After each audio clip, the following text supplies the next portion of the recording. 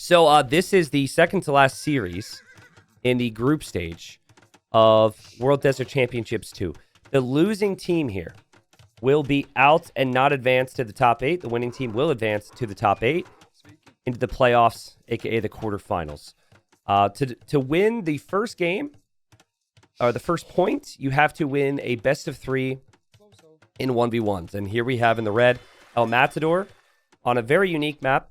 First time I've seen this in the 1v1 portion. I noticed the birds are very slow for whatever reason. But Matador is playing as the Lithuanians. He opens up with a barracks and also with a dock. And you have 3 villagers that start on the farms here. 3 villagers that started back at home.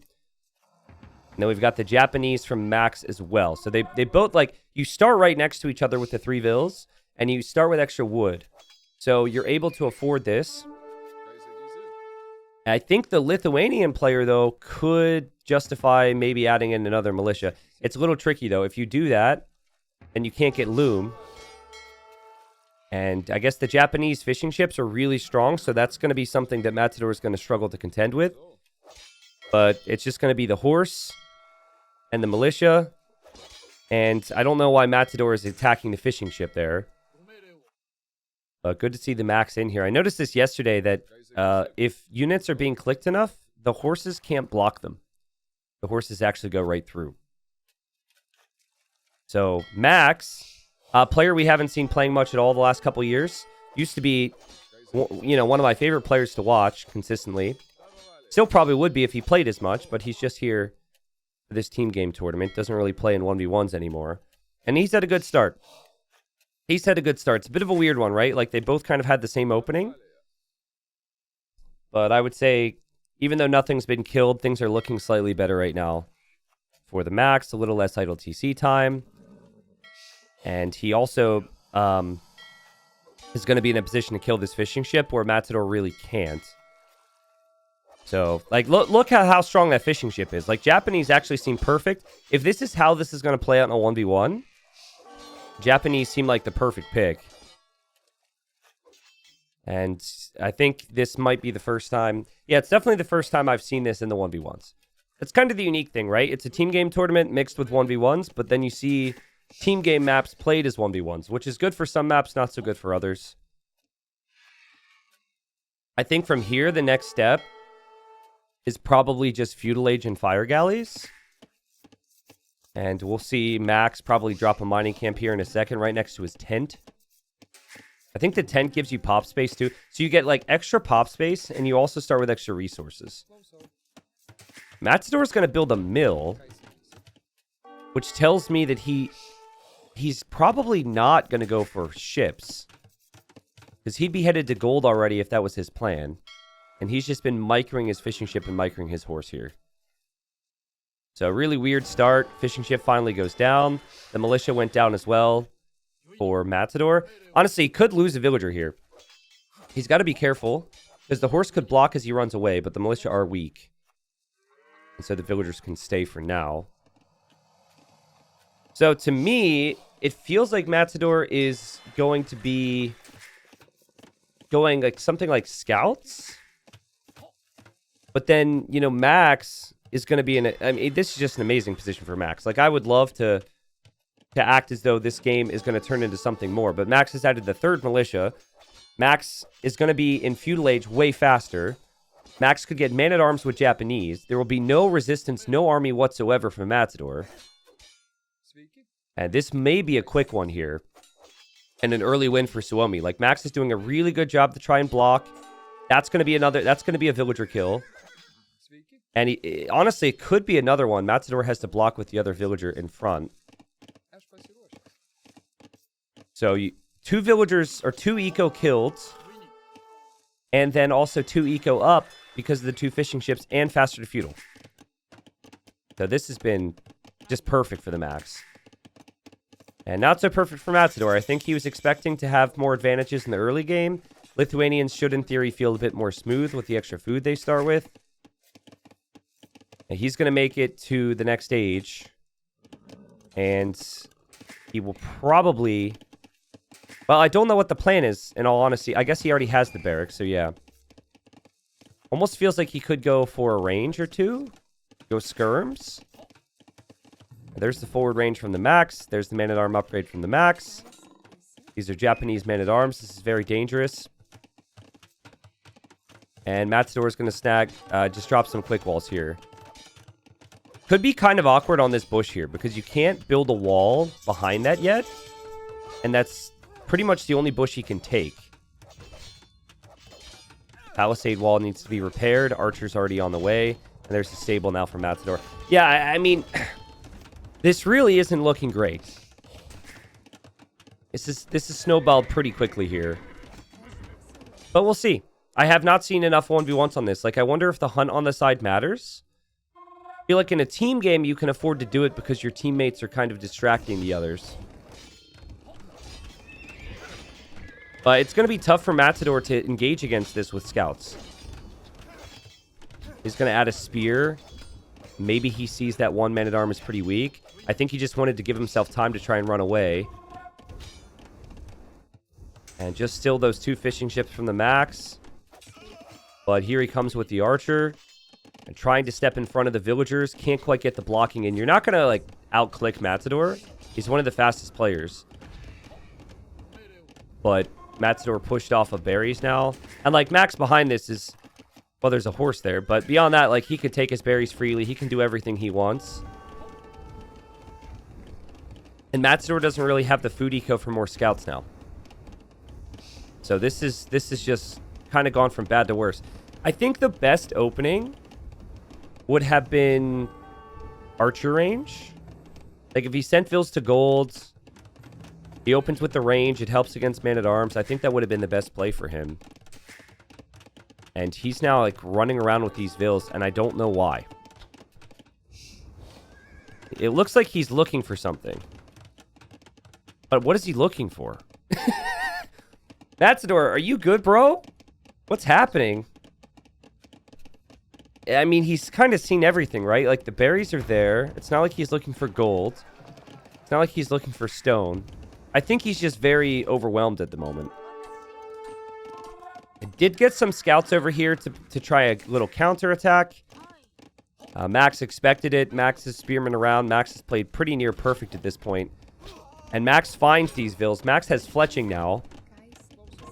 And Max is going to find probably another villager kill. This is definitely like Matador just not really being able to find a way back into this. And it just goes from bad to worse, right? Like, he's trying to counterattack. He gets distracted because he's getting attacked at home, and then his counterattack dies. Max has played perfect.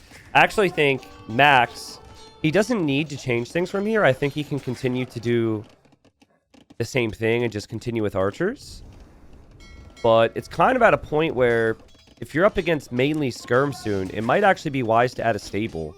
I think a stable and some scouts would be good. It's not like Max is going to click up to Castle Age right away, so wouldn't surprise me if he drops a stable for some scout presence. Yeah, like, keep in mind, every time that Matador's probably played this, he's played it in team game.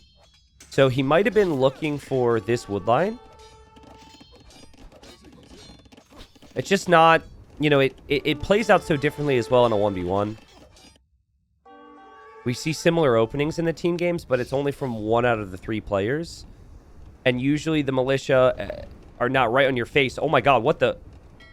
Was that intentional from Max? Because he had fishing ships trapped? Well, I guess Max has another dock over here. So the fishing ships will actually still work. But it's a little weird to see the dock deleted. It looked intentional for me. He's going to take the dock out, and he's going to sneak a villager this way. Max has collected like 1,300 more resources. That will only look better the longer this game goes, because he has the fishing ships working.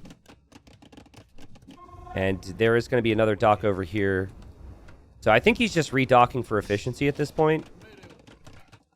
And he uses the market a bit, and he's on the way to Castle Age. He saw Matador's market for the last couple minutes, so had a pretty strong idea of what his opponent was doing to stabilize things, and decided to do the same. Sorry, guys. Gonna sip my coffee here.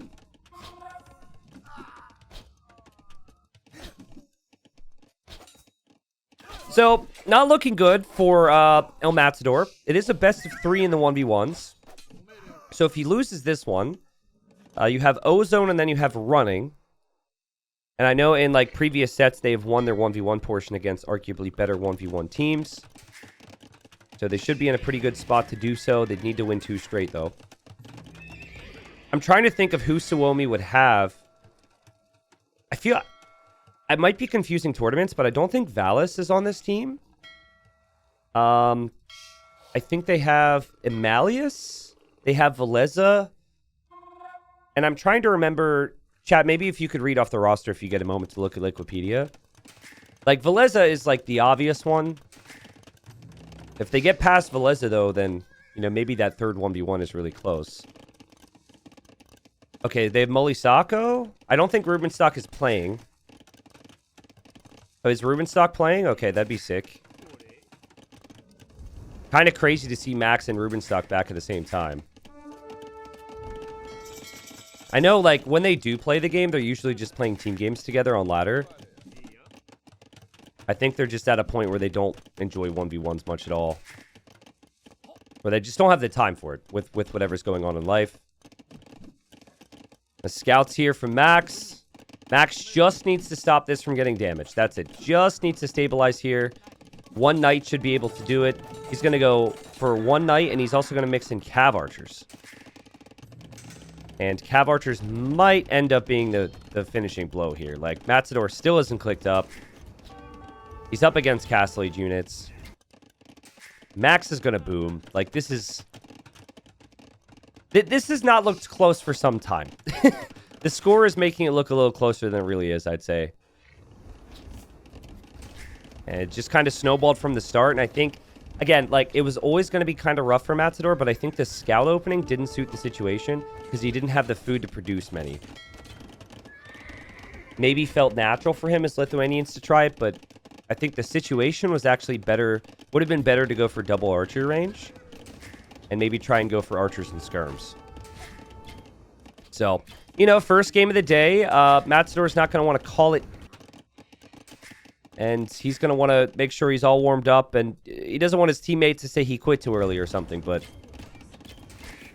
not looking good for old Matador. But let's see the APM. Let's see how fast he is when he's dying.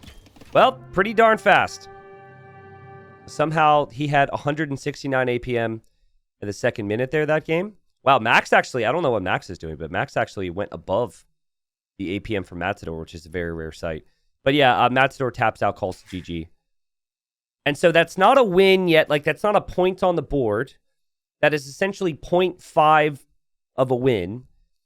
Max will need one of his teammates to step up next in the next 1v1 to earn the next win.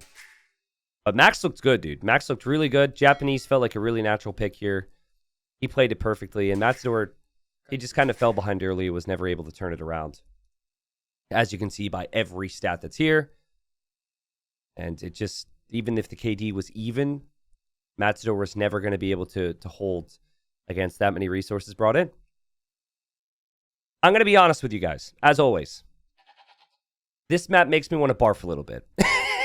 Okay, listen, I'm going to offend one person, maybe two.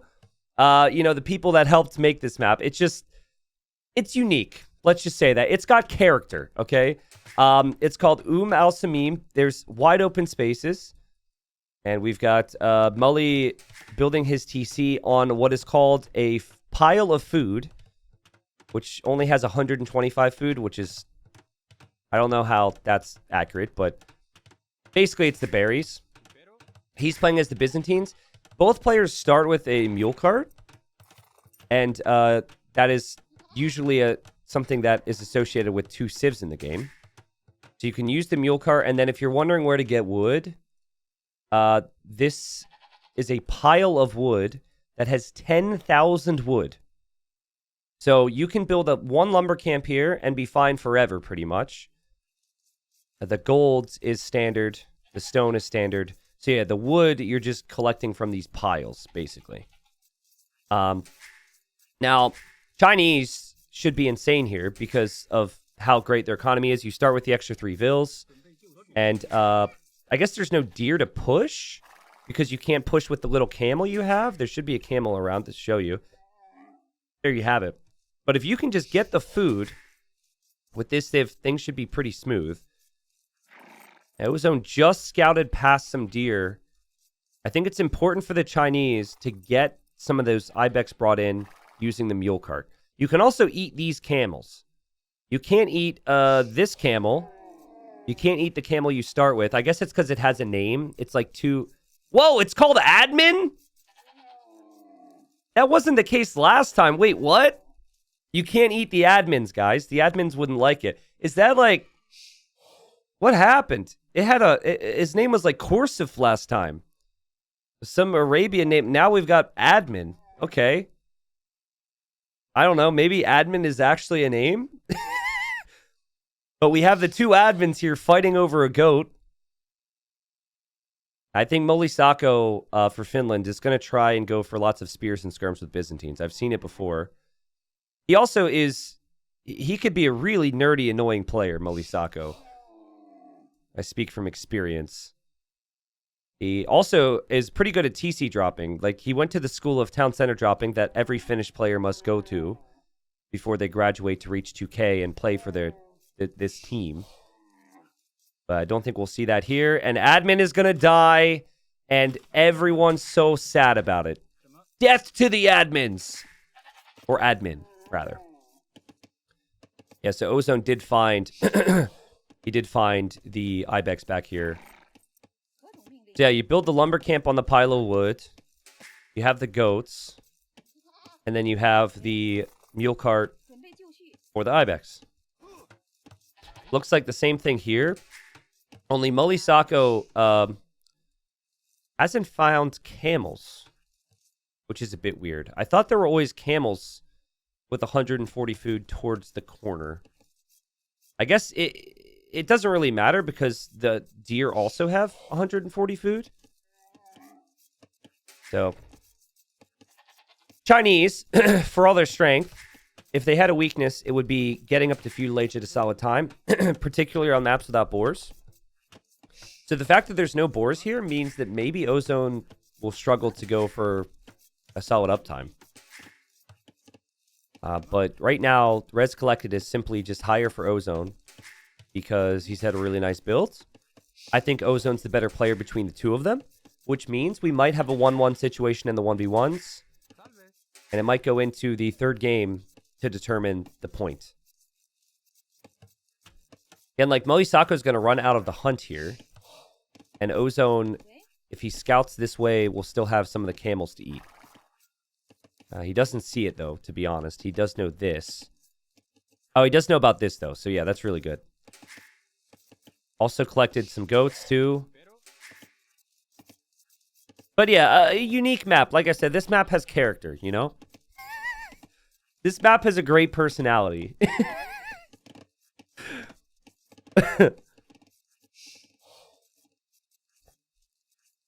I think Ozone is going to expect the comp from Moly Sako, which is going to be spears and skirms. So what I've seen in the past, because there's just not a lot of possibility to wall, we'll see players come forward with a couple of vills, build the barracks and skirmishers, or sorry, the barracks and archer ranges right on the opponent's face, and just flood trash units. So I think that's probably what the plan is with Byzantines. And obviously it wasn't great that he ended up losing his scout, but he does know exactly where Ozone is. They click up at the same time. Ozone, 3-villager lead. And we'll see how Ozone transitions his economy. Still able to move around to take some more hunts. With the mule cart. Has 8 on wood. Going to run out of food underneath the TC, which is where on Arabia that wouldn't happen. So this is a bit more awkward than your standard situation. And he has to decide what he does here. I actually don't mind 2 farms and then just sending the extra 2 vills to wood. I think that's a really good decision here. It's kind of funny. When you start taking the pile of food, it turns into a berry bush. But not right away. It like turns into a berry bush at a certain point. Maybe there's no graphic in the game for a pile of food that's below half. We'll keep an eye on that. As always, I'm going to keep you guys updated with the most important details. I like this. This is actually really nice. Because this wood line's going to last forever. So just walling that in for some peace of mind is great. Barracks already up for Moly Sako. And we got the range now for him. So no surprises. It's not on the front, though, which we thought might happen. And this would be huge. If Moly Sako could see this, that's an extra 600 food, but I don't think he's going to expect it there. Ozone. Able to afford the wood upgrade and the farm upgrade here, and also scout production. So yeah, this is like a really clean build for him. But it's tough against Byzantines. You can't just like go scouts and find easy success here if there's going to be cheap spearmen everywhere. The Baronin, thank you for the 15. Hello. Kick Palama, welcome. Dr. Zob, welcome, guys. Thank you. So here comes the trash. The idea here is to make it messy. None of this is going to be clean. It's not supposed to be, like, perfect micro. It's just supposed to be about numbers. And then for Ozone, it's kind of the opposite. I wonder if it's worth it here for him to just take out that spear. It's a Byzantine spear, so it feels kind of forced. But it is one individual spearman on its own. Moly Sako didn't know what Ozone was going for, and I think ran away from this until he gets more spearmen. He doesn't know anything about back here, though. So he doesn't know about the Vils back there. At a certain point, it's literally just going to be Ozone farming and then taking this wood. And he doesn't know about that wood. I think maybe that's what you want to get to. Ozone, if anytime you have 4 scouts, you'll definitely take out one individual spearman. That could have been it right there. But he just passes it, which makes it more difficult to deal with this group once it all matches up together. So I really think that was an opportunity there for him. But I think he really wants the Vils that were out here. And he's going to be looking around. Here he gets the hill. Here he kills the spearman. Beautiful micro from Ozone. And now Vils are exposed. There's another spear. He's just going to dive on that. I love the lack of hesitation. It's going to be 5 scouts, and Moly Sako could have big problems here. It really is looking good for Ozone right now. He had the perfect build. Arguably the better Civ, depending on the styles, of course. And Ozone is just using his... He's using his skills here. And now this is where it gets complicated. You're going to have to fight back with Vils until you get your own Skur numbers out. But you killed 2 villagers when you're already up 3. Already gone for the eco upgrades, which are sometimes hard to justify on a map like this. Nice job from Ozone. So I think at this point, you kill 2 Vils. You don't really need to kill more. I think he just wants to make sure he clears this up. So we'll see skirms against the spears. And then if those spears get cleared out of here, the scouts that are out can clear up everything else. This could be another game that is not so close here. First game obviously going to Finland for those that just got here. So it's 1-0 in the 1v1s. And nice little bit of patience here for Ozone. He's just going to engage. And the spearmen have to stop to engage against the scouts. When they do, they die to the skirms. And Ozone will kill all of this. And this is just a stomp here. Which, again, would probably mean we go to running Valza game 3. Which would be huge. I'm not sure what map it would be just yet. I think it would actually be Finland's choice. Because Finland would have lost this game. So there's enough skirms out there to deal with the spears. More scouts will come forward for Ozone. He's completely walled. Still using the mule card here. I mean, he's had a great game. You really need the... If it's a numbers approach, you really need it to work right away. And oh man, another instance of him just being caught out. 15 to 4 KD right now for Ozone. How did he lose a unit, though, without Moly getting a kill? The stats don't make any sense to me. Another kill for Ozone. Ozone playing perfect. 6 scouts still moving around with the skirms all the time. Micro is just so much better. Like,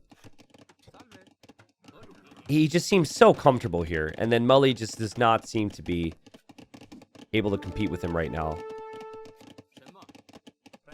There's no boars on the map. So if there's no boars on the map, I'm just wondering how Ozone would have lost a unit. I also don't even see any wolves. Maybe he lost something to these units. Yeah, okay, one of these units actually got a kill. So if you get close enough, that'll actually happen. So Gaia has killed more units from, or more, I guess it's not villagers. So I was going to say Gaia has killed more villagers than Sako has, but that's not the case. The T90 hasn't updated the score. The score is not updated because no one has earned their win yet. It's just the settings for this tournament are confusing, and there's no way I can put 0.5 on the scoreboard for you. So yeah, welcome to the group of confused people who find this out every day when I cast this tournament. So basically, it's 1-0 right now for Finland with the 1v1s. It then becomes probably 1-1 with the 1v1s after Ozone gets this. And then whoever wins the third 1v1 gets the point. So yeah. I think this has long been past the point of any return here from Sako. Someone asking about who Sako is. He's around 2,300 and he's a Finnish player. He doesn't usually play a lot of 1v1 tournaments. He's mainly playing team game tournaments. But he is on ladder and pretty active. Pretty good on like mixed maps. He's not so good on Arabia style maps, which I guess this is what this is. Not necessarily like a clown per se, who prefers closed maps, but he doesn't like normal. I'm very surprised that yet another player from Finland has this uniqueness in what they love and how they play. It feels like every single player's got something, dude. Which is why they're so fun to watch. Villager goes down. And Ozone's now in Castle Age. So Ozone, he's up 2 minutes ahead of Sako here. Everyone asking about wood who just got here, because I'm seeing the viewer counts spike up. These are piles of wood. So blue still has 16,000 wood left on those 2 chunks. So that's why there's so much wood on the map, even though it doesn't look like there's anything. I think Ozone doesn't necessarily need to force the issue here.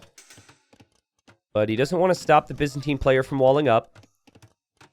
I would love to see a siege workshop from him, but honestly, I could also see a second TC being a good move. And oh man, he was distracting Sako on the side here. And so he's able to swoop in with the knights right underneath the TC, and Sako's not prepared for that. Now his spears are outside here because he probably took a second to pull his vills away. And now the knights are in, the skirms are still here, and this is just domination from my boy Ozone. He has looked better the entire time. I think there's strong arguments to make that Chinese are just disgusting on this map. If you know, the right player is playing them, so I will point that out. But this is just getting worse, and Sako is not even completely walled. Does anyone know what Sako means in Finnish, by the way? Can someone look that up? I've actually never really known. Byzantines do have all the answers to any unit someone can make, right? Like, they've got the cheap spears, the cheap camels. All these things could be helpful, but the problem is Ozone has been able to pick off so many units and get such a nice little lead here. It's a play on words in Finnish. Oh, okay. So it doesn't mean anything in particular. Looks like Ozone will actually get trapped here. But behind this, he's going to be on 3 town centers. So he'll lose his army here. He'll actually kill a camel there with some leftover army, which is fine, and he's going to break through. And Ozone, again, just playing perfect. Eco upgrades are locked. Like, this guy's just so good. He's had a little bit of vital TC time throughout the micro. But he'll probably rise up to a 10 or 15 villager lead soon. Now, there are relics in the corner. Like, I've never seen an instance where someone in this actually gets to the point where they kill the Gaia units to get the relic. Style points to whoever created the map, though. I know I kind of complained about how bad it looks at the start. But this aspect definitely gives it a point. The relic underneath the gallows. Not a very religious land, apparently. I think it would probably make some sense for Ozone to go for his own camels here. It's a little dangerous playing full knights here against cheap Byzantine camels. But if you make your own camels to at least match their camels, you do get bloodlines and the Byzantines do not. Again, 10 villager lead for Ozone, 2,000 more resources collected. Blue has played well. Like, this is where Byzantines are dangerous. He is bent, but he is not broken. And he has more army than Ozone right now. Ozone's actually going to go for more ranges here and mix in more skirms with his knights. I mean, skirmishers do more damage to camels than skirmishers do against knights. So, depends on upgrades, obviously, but, like, camels have very little pierce armor. And I guess making crossbows would be kind of awkward because there's skirms out there. So he's just going to go with his own skirms. So knight skirm against knight camel. Numbers are similar. Upgrades are better, though, for Ozone because he has +1/+1 and also has armor. This has turned into a close game. It's important that Ozone got the damage he did early. I wouldn't mind seeing a couple monks in the mix to heal up and also get conversions for either player. You could tell Ozone does not fear these camels right now, and he's going to take the fight. So he might not have noticed that forging was just come in. He probably checked the upgrades here before he took the fight. Forging came in right when the fight started, but that was not good enough, guys. And Ozone just pounces yet again. He clears up the camels. He does have a lot of weak knights.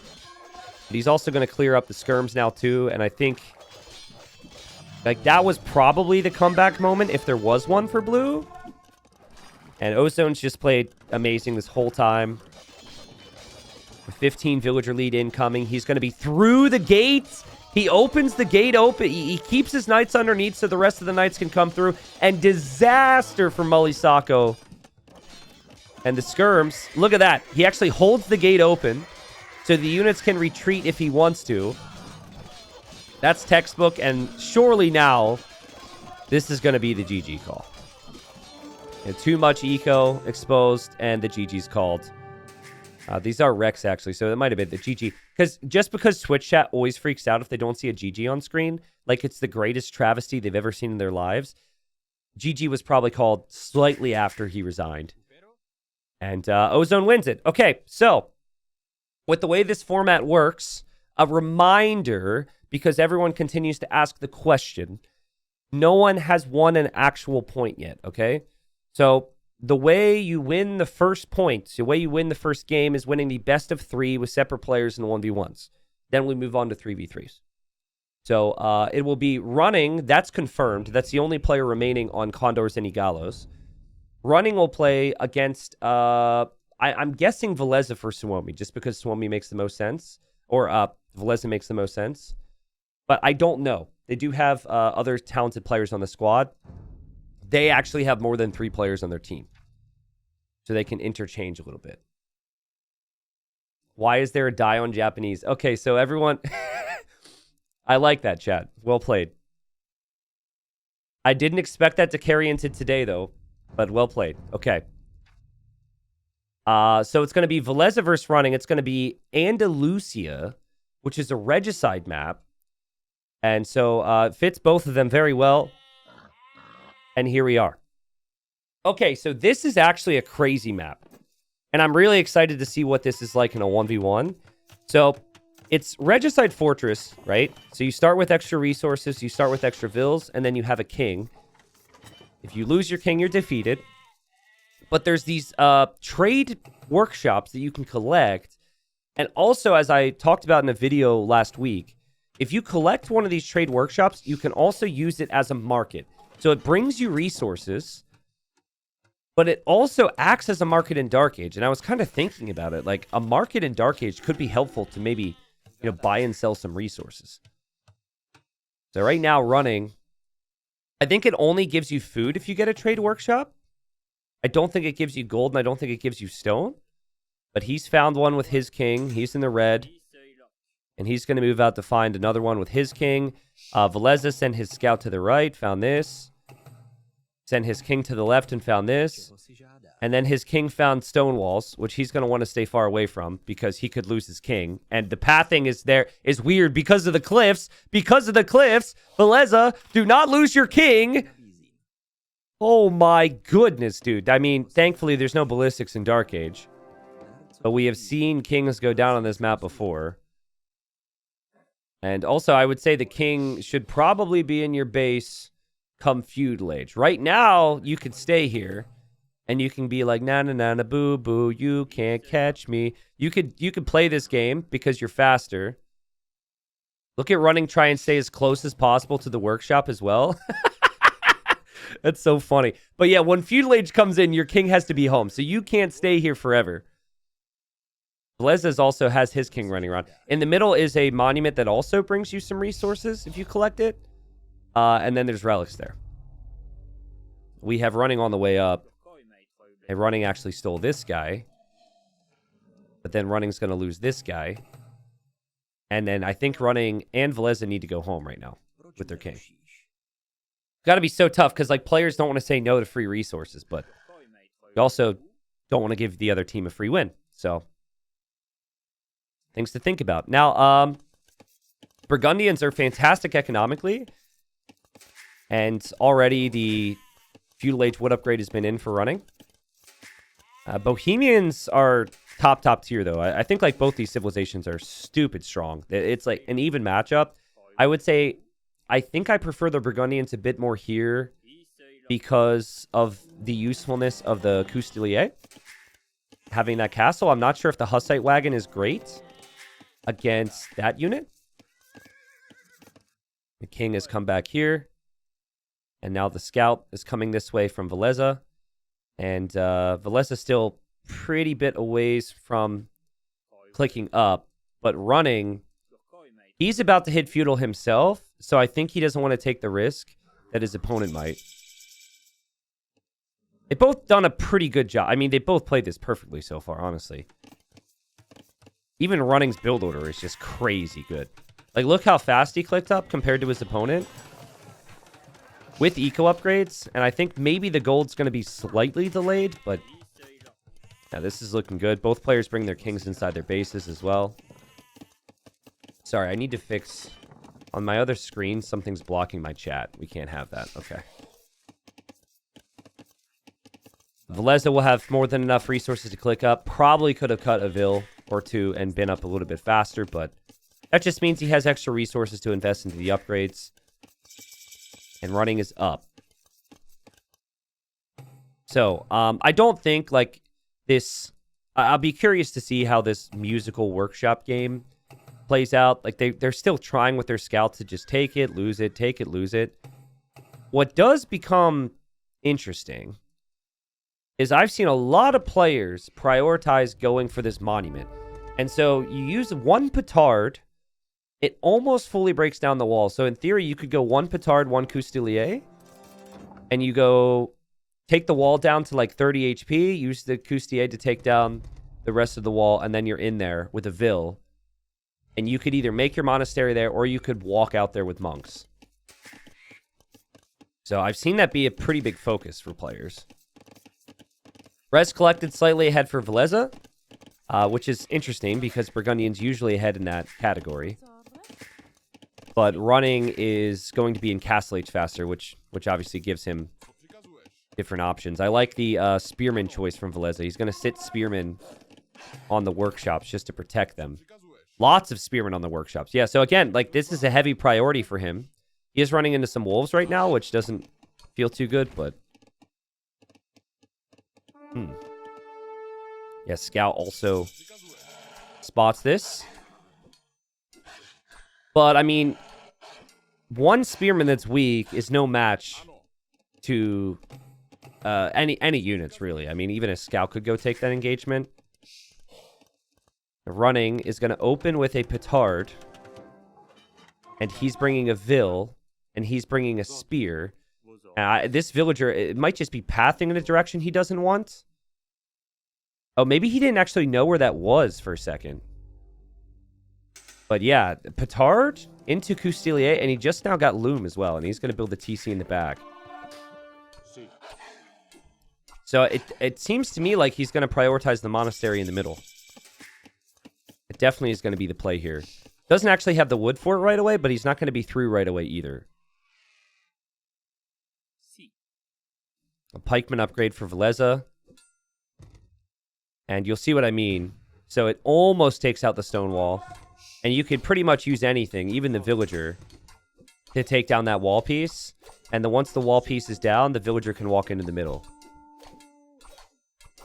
It's interesting, though. I haven't really seen Valza worried about this. Oh, wow. Does he have vision on that? Is that normal?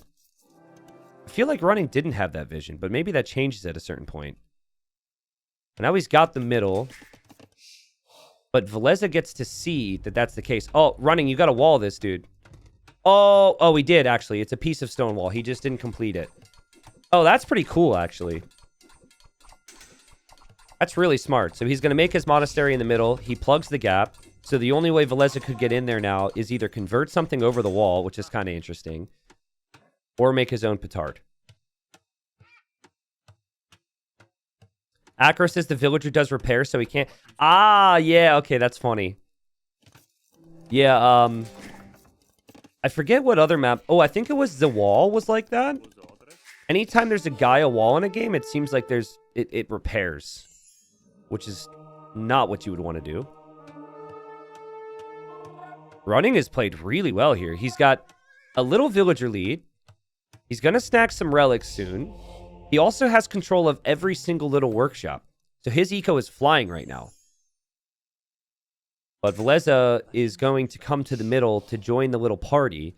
Honestly, just getting the relics into your monastery is so huge here because the opponent can't convert your monastery. They can convert your monks, they can convert your villager, but just get them in that monastery and then delete the monk if you have to. Feels weird to say delete the monk, but... So it's going to take him a minute to get through. Running is going to try and convert the scout, maybe? Ooh, but the Vil could get converted. You got to get the relic and run away running. Delete the Vil. Delete the Vil! That's horrible.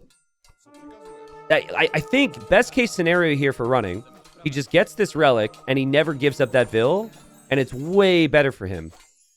Obviously, he's got other things to look at. Ah, man. I mean, it's just a classic case of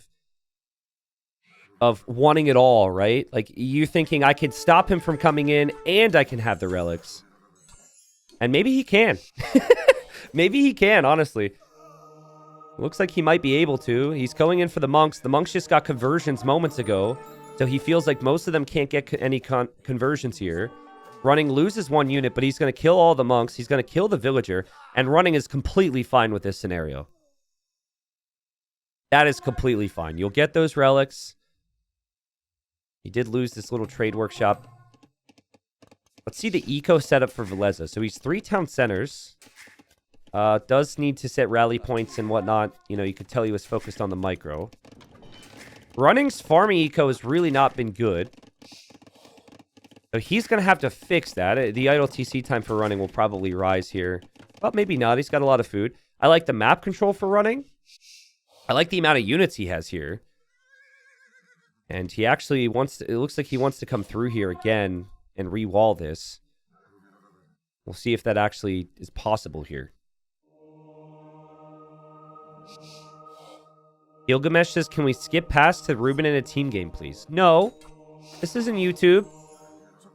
I think you just take this fight. You have so much early attack with the Coustilier. You can kill the monk right away. Here, this monk's going to go down. That's not great, but watch the pikeman die too.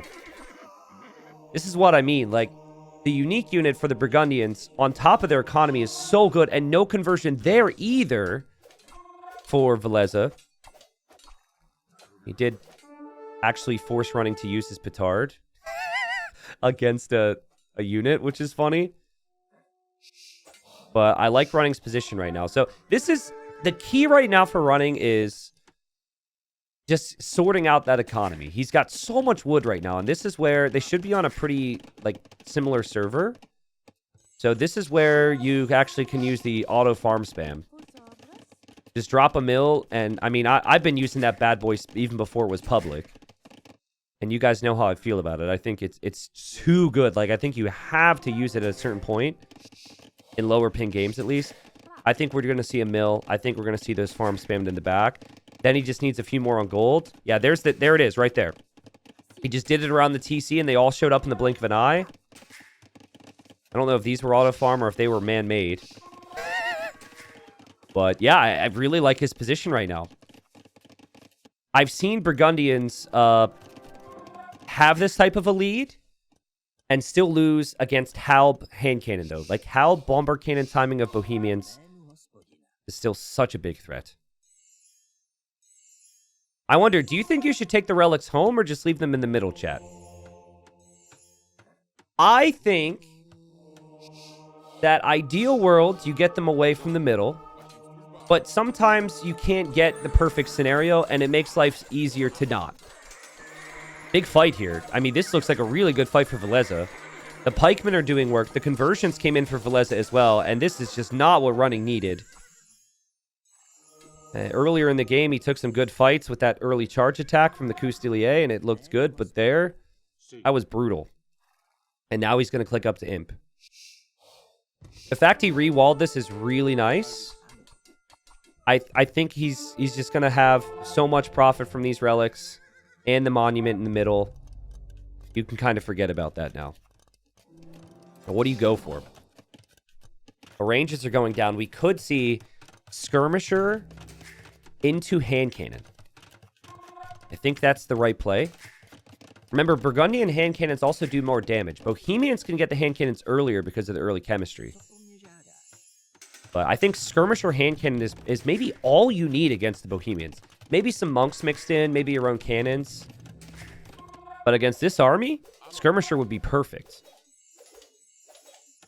Running, building up those ranges, snagging the upgrades, which I think confirms to me it will be Skirm. His king is standing on a farm. It's not in a castle, so it should be safe, unless units get through. And we've actually got the university over here, which is kind of funny. Looks really cool, looking off the edge of the map. I don't know why he's chosen to build it there, but as long as it's not spotted, that's completely fine. Nice quick walls here from Valza to stop some side raids. But 2,000 more resources for Valza. Sorry, for running. And now Valza is going to come to the middle and try and get these relics, but you can't get redemption and convert that monastery, so you actually have to destroy it. So honestly, I think it might not take long. If running just masses the units, he could actually come directly to the middle and start to contest for this. We should see chemistry soon. I'd be surprised if we don't see it. There's the university, so after that completes, chemistry will come in. Running, though, is already an imp, and running's already researching chemistry, so he will beat the opponent to chemistry, despite the Bohemians having that early chemistry option. And guys, this is huge. Like, this Condor and Eagelos team, I said I'm so proud of this, right? Because, you know, I obviously played with Matt Store and Ozone. I've always believed in running, and I saw these guys as a team. I felt a little bad that, you know, it was an upgrade from me. But I felt like they could do big things. We talked about it 3 weeks ago on stream. These guys have been completely underrated the entire tournament. They're in a do-or-die scenario against a team that has accomplished more than them. Like a team that has been together for years in Finland. And they're not only going to be in a good position in the team games, I feel. They win this 1v1 here. That would have been a surprise for many people showing up. Everyone kind of said, well, the Valza, too good. After Max beat El Matador, maybe thought it. I don't know if anyone said it.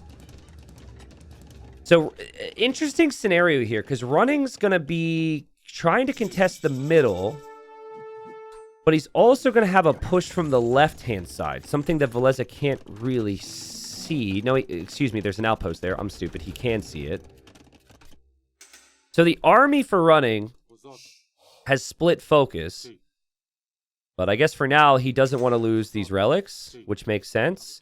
Just passing. The monks are going to die.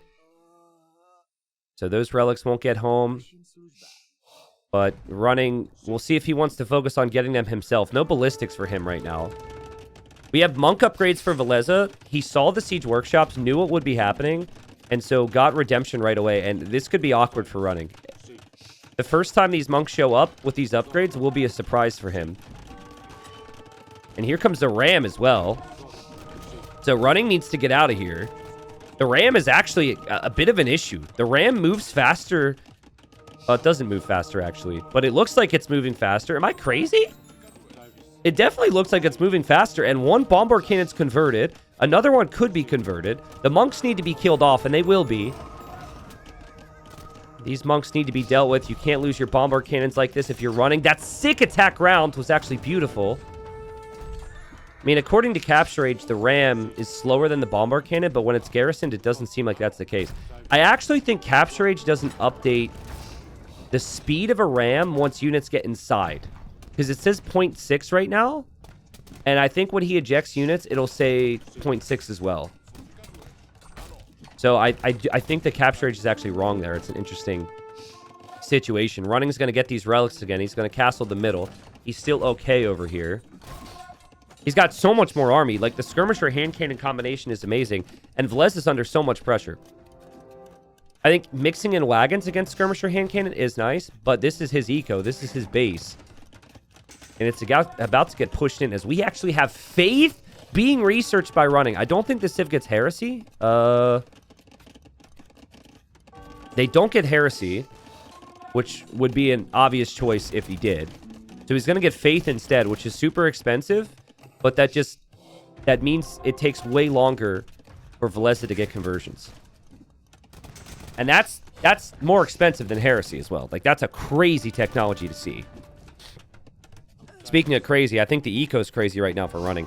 What I'd like to see is I'd like to see him snag the unique tech that means his farms bring in some gold.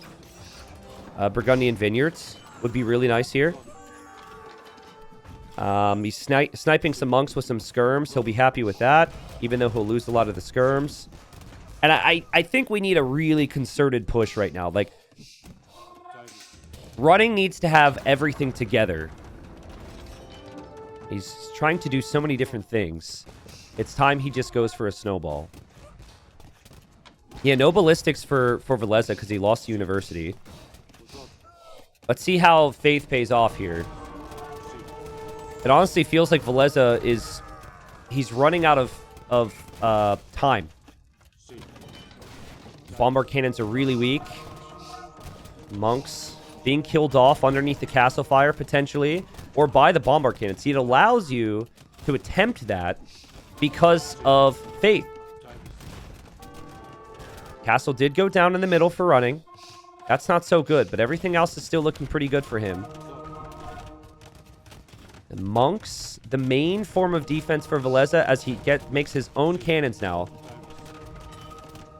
And man, this is like such a tough position to push. Faith has definitely paid off already, I would say. A bombard cannon's 500 resources, so that's quite a swing if you lose one. They're running, honestly, you could click Paladin from here. I saw him click Cavalier earlier.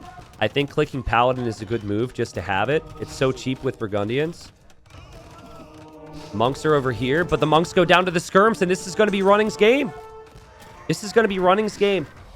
There's just so little defense right now for Veleza. Paladin is on the way. The castle's going to fall for Veleza soon. Maybe I spoke too soon. The skirms went a little too far. The bombard cannons, though, see the trebs. Running's playing amazing here. That's going to be at least one treb down. But he has to back away. Doesn't want to overextend with these cannons. Paladin in the south here would end the game, but you'd need upgrades. And that's expensive. Even the research itself is not, but making the units is. What also is expensive is making monks. And Veleza's made a lot of monks this game that didn't really get the conversions he wanted. He did just kill 2 bombard cannons from running, though. With these trebs. Cav archers, I have to imagine that's a misclick, but that would be proud. It's not the worst unit to misclick. You could misclick spearmen or something instead. And probably just has, you know, it was probably just a control group issue. Population's actually even. Don't ask me how. Valza's not dead yet. Like, how did he get the stone to repair this? I guess he doesn't have castles anywhere else because of that. And here comes some light cav, which should be a nice distraction. Repair villager gets rocked. And bombard cannon and trebuchet goes down for running and then for Valza. But the castle is still being repaired. Man, players have gotten so good at positioning their trebs right behind a castle to kill bombard cannons. And I don't know if there's anything more infuriating as a high-level player than to have your bombard cannon get sniped by something like that. That wasn't happening 2 or 3 years ago. I don't know if there's a player who started that per se, but like everyone's kind of doing it now. Anyways, paladins are going to be back here. Running has had to show a lot of patience here. You can easily be stubborn and then lose your cannons. He has not always continued to attack there. This is the area where I feel Valza could be undone, but Valza does have Halb out. And Running doesn't have very good upgrades at all on these paladins. I actually think what Running's going to need now is ranges here. If he had 5 ranges producing skirms here, skirm raids would actually be the best because it's only going to be Halbs that come over. Look at the access to gold. 63 on gold right now for Running. He's got some gold over here. There's some gold over here. He's got the relics coming back to his monasteries as well. And so just as Valza is starting to focus on defending this right-hand side, as he needs to do, Running is going to shift right back over here to the left. And Valza was not expecting this. And there's more cannons this time. Valza still doesn't have access to stone. So if anything, he's buying the stone. And these are Burgundian bombard cannons. So they're going to take down that castle pretty quickly. And the paladin, I don't know if like the paladin upgrade has paid off necessarily. But cav raids on the side certainly have. Castle falls for Valza. And Valza doesn't have a lot here. He's going to lose his bombard cannon here. He only has 1 monk here. His king is not too far away either, guys. His king is in that castle. Beautiful job from Running. Now, this is an amazing fight for Valza. Running can just run away, though. And, yep, the walls have been breached. The gate will go down. The castle could go down. We could see a king snipe here. Valza actually has 195 pop. He's got crazy population. But it doesn't feel like he has that population. Because he has no map control and he has no initiative. Taking out the TC is completely fine. Makes it more difficult for Valza to reboot. And Valza had a monk there that just got picked off by the skirmishers from Running. Running continues to play like a god here, guys. Winner of this game gets the first win for the team before we move into the 3v3s. And Condors and Eagelos, the underdogs in this series, they need every little win they can get. But Finland have played together for so long, so they're definitely going to be favorites come 3v3 time. But I think Valza doesn't want to accept that this is over. It is certainly over here, right? Castle's going to go down. Running will be looking for the king. He can see the flag. The king will eject. Where is the king? Actually, I don't have the feature I have for community games. Okay, king is running to the south. Castle's down. Treb will go down as well. Come on, man. Give me a king snipe in a pro 1v1. Can't you just give him the satisfaction of letting him kill your king, Valza? No. He runs away, and he calls the GG instead. A great game, though, from Running. And I feel like, you know, the elements of the map, Running seemed to play slightly better with here. He controlled these monuments with greater consistency in the mid-game. He got to the relics. He had the greater boom. And then in early Imperial Age, he prioritized this corner. This corner ended up being really important. And really, it just felt like anytime Valza tried to move forward, even when Valza tried to move forward to snag these relics, Running was right back there. Running played very well. I do think that Valza will be kicking himself a little bit because of maybe some poor engagements in early Castle Age. But what are you going to do when someone plays that good against you? Beautiful eco from Running. 31,000 food collected. 16,000 gold collected. And that is a win on the board for the underdogs.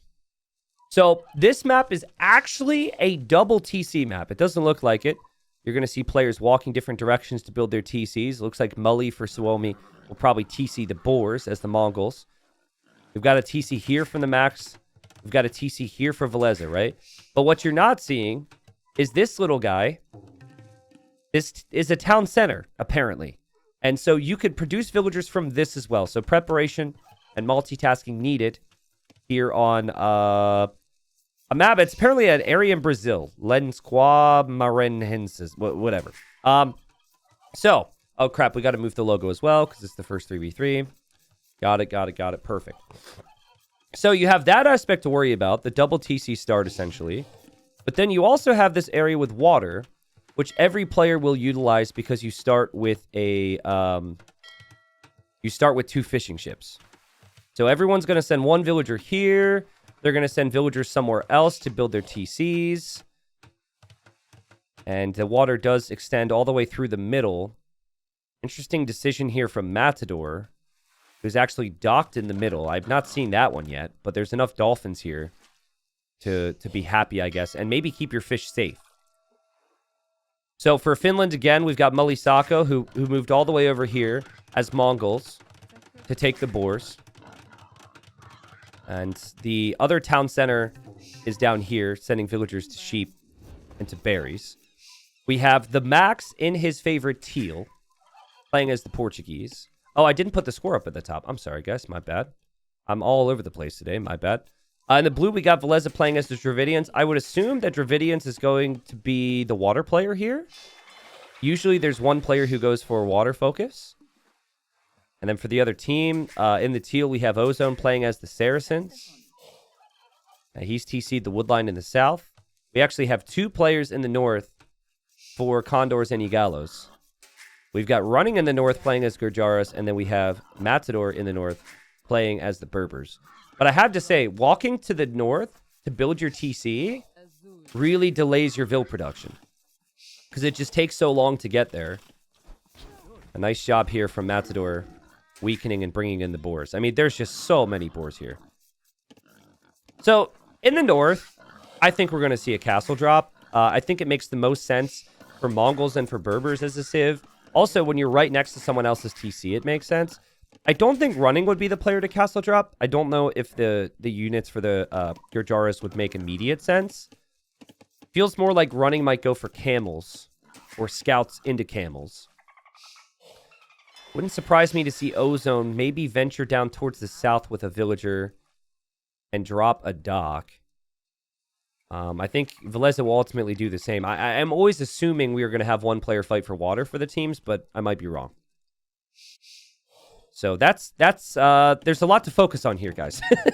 A lot to focus on. But I think, like, your ecos just fly on this map because you can click up the feudal and then still produce Vils out of 1 TC, which Valza is doing now. So, also, I was told that when you use the select all TC hotkey, it doesn't select these things.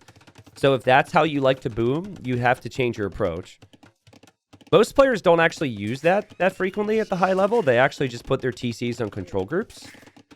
I used to put my TCs on control groups, and then with the select all TC hotkeys, I moved away from that. But most people have not moved away from that, so they should be okay here. But Suomi the favorites here. Whoever loses this series is out. And I know that maybe things have changed a little bit. Like maybe Valza and Max's team not seen as big of favorites in sets as they used to, just because they're less active now. But it would still be pretty crazy for them not to reach top 8, in my opinion. But I'm a big believer in this Condors and Eagelos team. I think they're really good. I watched Ozone and Matador improve massively over the past few years. Played a team game tournament with them. And Running just feels like a perfect fit. Strategically, like they basically, Matador and Ozone need a pocket. And they need someone with really solid strategy. And that would be Running. Running's kind of bounced around a little bit over the years to different teams. But I think even if they lose this series, I wouldn't be surprised if they stick together in other team game tournaments if they come. Hello, T90. I'm from Melbourne, Australia here. Always watch your videos, but rarely have the opportunity to see you live. Well, welcome, Will. This is going to be a crazy game. Keep an eye on if players are mining stone. So far, no one is. And Ozone is not going for water. Ozone's going for double archer range forward with Saracens. And we have a fast castle from running. Or at least, I don't know if it's fast castle. He's gone for a market. You can see right now that Ozone is communicating there's a gold here, but also that Moly Sako's gone for a market. So I think he's trying to tell Matador what Green is doing. Green is on the way to Castle Age already. Way faster than anyone. And that's just due to the Mongol hunt. And just send some villagers over to stone. Yeah, so Green is buying stone, and Green is mining stone, and Green is going to castle drop Matador. And Matador is actually positioning palisades to block castle foundations, but a castle could still go right here, and it would still hit the TC. Matador is going to be in big trouble. This is going to be bad. In fact, Suomi also have Valza going for water, and he's going to kill all the fish, and can even take out the ranges eventually for Ozone. It's going to take a while here for running to contribute with anything. I don't see a world here where Suomi do not gain a massive lead. The castle drop on the face is huge. That's going to take out Matador's TC eventually. I think he'll still make it to Castle Age. Matador will go to stone as well, though, so he's going to eventually drop his own castle. That might not be easy, though, if there's Mangadai out. Oh, but here come the archers from Ozone, and Ozone is on Green's gold. The Green, of course, is castling the north right now, so a little surprised. He reacted immediately and then went back to the golds, which gives Ozone an opportunity to get more villager kills.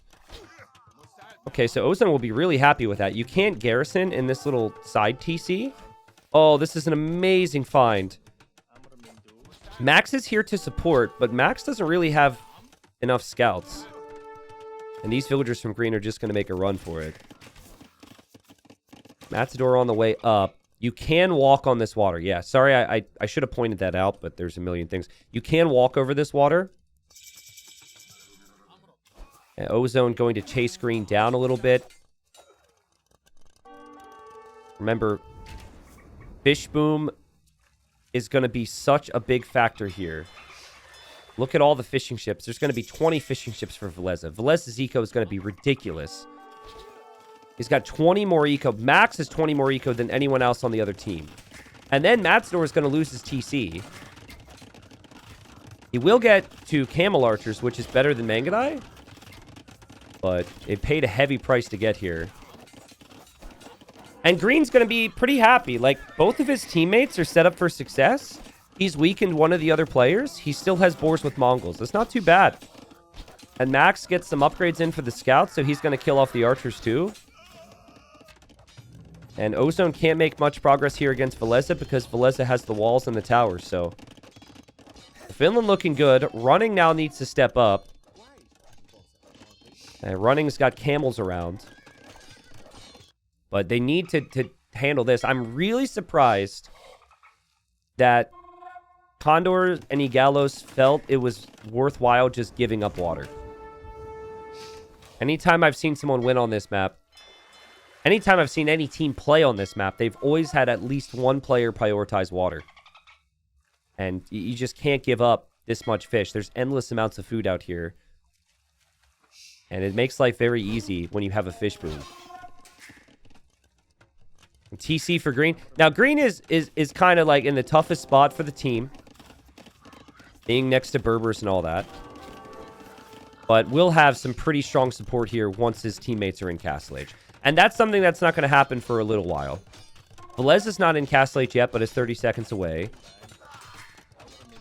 And then there's also... Max hasn't clicked up yet either. And Green is getting his TC denied. Ozone is on the way again. This is a way back into the game here for Condor and Eagelos. If they could just completely smash Green... Let's not forget that Green is still up against Camel Archers in the north, which is significantly better than a Mangadai. It's kind of a counter. All right. I mean, what is Valza going to make on land? Right now, it looks like it's going to be archers. And he's just still going to boom. his eco is ridiculous. So do they even need green? Max has some eco over here. This will be picked off by running. And running got hit by some scouts here. Or I guess Matador did. Running can defend from that. Land eco is looking pretty good for running. Just 2 TCs though. And again, no fish. So it's not insanely strong. But, you know, maybe doable for Condor and Eagelos if their army continues to win big fights. But the eco difference is insane. I'll show you res collected here. I just want a quick glance at that. Like, look at the difference. 4,000 more resources for Valza than the best player on Condor and Eagelos. By the way, they could not have chosen a name with more syllables. So, Ozone and running and Matador. I think Ozone probably came up with the name. I could be wrong. I don't know. Thanks for that, guys. Thanks for doing me a solid. Suomi's very easy. Camels and Travamshas trying to get some raids in. Max is still feudal age. He's just clicked up. I mean, it's not a great situation for the Max in all honesty. Green completes that TC. And someone says they're trading on water. I'm not seeing any trade on water. I also, I would only want to see that if you didn't have access to lots of gold. Maybe they accidentally queued up trade cogs and it was a misclick. Ozone hops out with his crossbows. I do think in terms of like simplifying your approach, this has been pretty good for Ozone and for running. They just had one job and they've stuck to that job. The problem is they've given up water.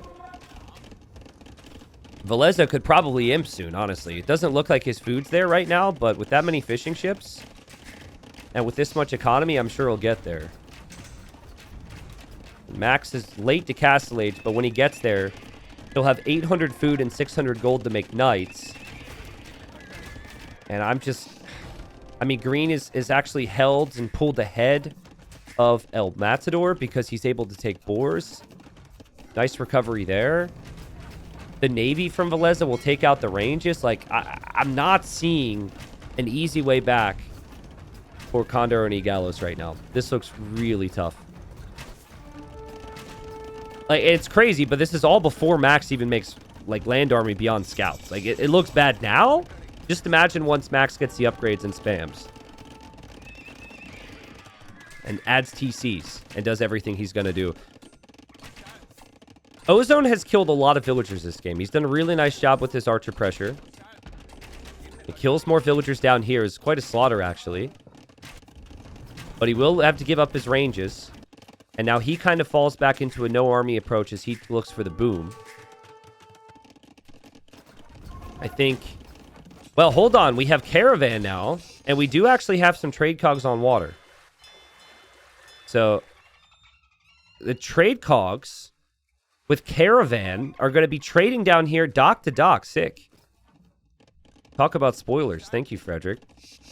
Unless I missed it before. Unless he lost the trade cogs. Wait, are they going to trade north? Are they going to trade to Green's dock? How much gold do they get per trip here? 20 gold per trip. But I mean, you have full water control. Well, not exactly.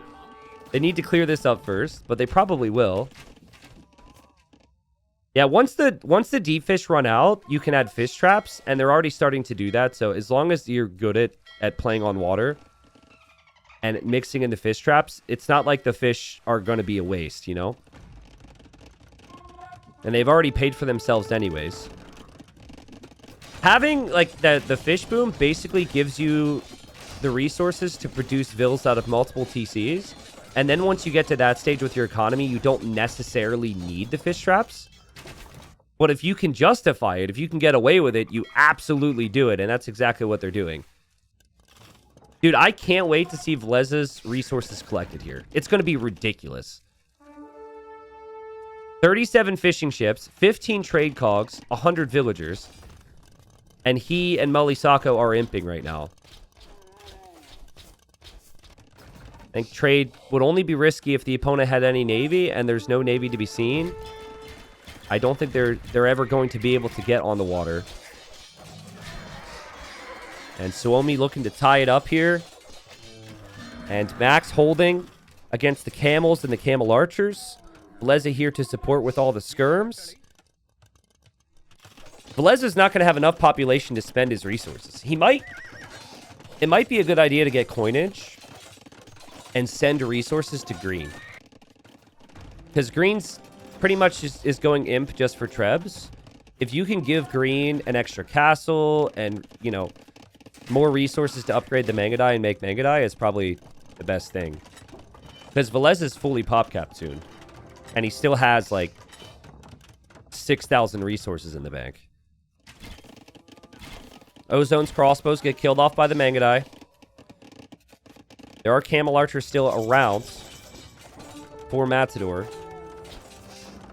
And Imp is in for Moly Sako. That's not good for Matador because his castle will get trebbed down in the north. And then they're going to see Imp from Valza as well. And honestly, I've seen games called over less. They see both team, like 2 players in the other team are Imp. And they see the score for Valza. They might consider tapping out. And yeah, the GG's called. This is over. And beautiful game there from Suomi. I mean, I don't think the approach for Condors and Eagelos was great. I think you have to have some type of competition on water. Because the fish boom of this level never happens if you have one player trying to sneak up docks, sending in demos, and sending in fires. Like, what happened was, Valza opened and made, like, maybe 4 ships, okay? He was rewarded by killing 6 fishing ships, which was the 2 from everyone else. It might have been more. And then he's like, oh, I have 3 docks now. There's no competition on water. I'm just going to spam fish. So he went from 3 or 4 fish up to, like, 20 in no time. And then you've got to be expected to kill at least 10 villagers from that guy to feel somewhat okay with the situation. And they just couldn't do it. Valza built the house walls, built the tower, protected himself on land. I guess they did have Max there to kind of support with the scouts. So not the best strategically for Condors and Eagelos. But that was also the #1 home map for Suomi, if I'm not mistaken. So look at this, dude. 38,000 resources collected for Valza. The best on the other team was 21,000 from running. So he had like a whole nother player's worth of economy. If you add up running and El Matador's economy, it still doesn't amount to what Valza collected himself that game. He wasn't even that active with the fights. Like, he would have been more active with the fights if the game would have continued. So, yeah, just free fish boom and amazing play from Valza. Probably feeling a little less guilty about how things played out there in the 1v1. Oh, dude, this map. This map is so good. And I saw what Condor and Eagelos did in a previous series, and I am excited. So welcome, guys. This is game number 3. We've got Suomi in the north, and we have many people's favorite player, Rubenstock, joining in. We got Valza on the front. Valza's playing as the Britons. Pocket position, we've got Rubenstock. Haven't seen this guy in a tournament in years. I don't think we're going to see a TC drop. But great to see him playing as the Vikings. In the teal, then, we have Max. Max in that back position. Max in the economic position with a good economic sieve. The plan here is to boom and chill if you're the Max. But the plan for Condor and Eagelos is all about pressure. We've got Ozone on the front playing as the Aztecs. We've got running as the pocket, playing as the Celts. And then we have El Matador as the pocket, the super pocket, playing as the Khmer. So here's the thing, guys. The last time I saw these guys play, they went for heavy, like, Celt siege pressure. It was Scorpions and it was Rams. And they basically defeated Sebastian on the front. It was a crazy strategy. What they didn't have in that game was the Khmer team bonus of +1 range against Scorpions. So I think, like, there's bonuses to get excited about for the Khmer and how they could play this. Like a good fast castle, for example, or good scout rush. But I think maybe the bigger reason they picked Khmer is the +1 team bonus on Scorpions. So I think the Scorpion Rush from running is going to be insane here. And that's a lot of all-ins we're implying. Heavy army, not a lot of eco is basically the game plan. So on the flip side of things, I think the other team needs to make sure they have map control. I'm a little confused on their plan here. Because, like, I think archers on the front from Valza is a natural play with the Britons. But Vikings kind of feel like they're going to win water, if anything. We have seen some slinging in this tournament, and Vikings are notoriously pretty good at slinging. So imagine this. You have Rubenstock go fast feudal. You go fast feudal into galleys to win water and kill fish. And then you just send all your food and your gold to Valza to get him to Castle Age. Or even to, like, Max to give him lots of army or something. But yeah, players are lined up. This map is called Pog, by the way. And it is very Pog. Docks on the left side for Matador. And we also have a dock on the left side for Valza. And we'll see how it goes. Last time this happened, Ozone went archers on the front. He went archers with Teutons, and he went archers into monks. So I wonder if they picked Aztecs, because they're not the best archers they've ever, but they're not the worst. And then they have great monks. It could be why they've opted for this. Locust, thanks for the 10 months with Prime. Thank you, Bowler Bear. Welcome. Thank you for the new Prime. Angry Jeffs in chat, please. Thank you, Nuclear, who says... Dun, dun, dun, dun, dun. I have no clue why you're saying that, but thank you. Dingle first, welcome back. Conron, thanks for the subs and support, guys. This is top 3 maps in this map pool, in my opinion. You got Pog. You got Nile. Is it called Nile River? You have the Nile map. And then, I had to pick another one. I'm not sure. Maybe it was the previous one we saw? Oh, you were... I see. The resub message was you making fun of my notification noises with my mouse. No, the woodpile map needs to go be burnt. That wood needs to be burnt in the trash, right? Not a big fan of the woodpile map. Actually, there's multiple woodpile maps, but you know which one I'm talking about. All the scouts are here for Finland, working together. And we've got every player on the Condor and Eagelos team up to the next stage. We do not have Max up. So this is Max going fast castle without... Oh, no, he has fishing ships. Where are they? Ah, he's fishing over here. I mean, Max is going to be in a wonderful position because there's no one going to be contesting his fish. Yeah, so again, the whole strategy is designed... to fall behind an eco, but then kill the front player. That's basically what this turns into. I wonder if Finland did their homework. I'm a caster. I'm also a little kind of sort of obsessed with this game, and I have a balance problem. So I watch the games if I'm not casting. I just